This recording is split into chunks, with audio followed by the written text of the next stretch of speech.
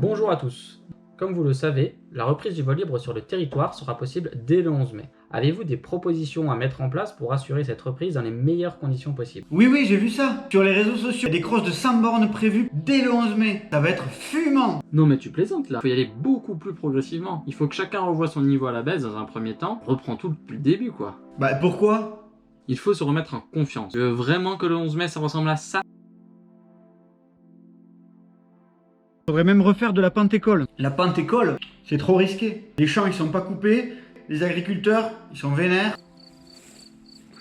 Il vaut mieux profiter des conditions en vol tant qu'elles sont là. C'est insensé. Nous n'avons pas volé depuis octobre-novembre pour la plupart d'entre nous. Ça fait quoi, 6 mois? Énorme. Avec le printemps tonique qu'on a là, la sécurité doit vraiment être de rigueur. Faut prendre ses marges. Je dirais même plus, doubler ses marges. On n'en sait rien du printemps atomique. Mais y a personne qui a volé.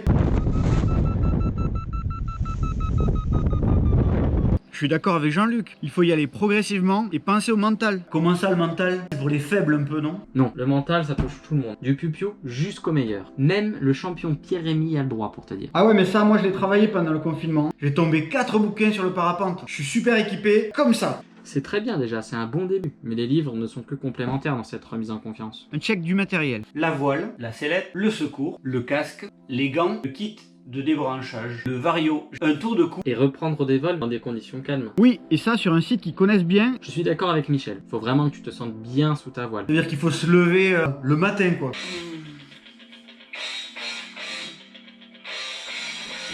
C'est mort, tout le monde peut le faire. Non mais là, tout le monde va avoir les crocs. Il faut que ça vole. Imaginez, la semaine d'après, on se fait une semaine de pluie.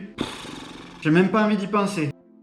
Tu sais Jackie, ça a toujours été ça le parapente. On pratique une activité qui dépend de la météo. Faut l'accepter, faut pas forcer les choses. Mais oui, les conditions, elles seront toujours là. Faut juste être patient. Rappelle-toi, il n'y a pas de bons pilotes, il n'y a que des vieux pilotes. T'es un ancien, toi, un peu, non?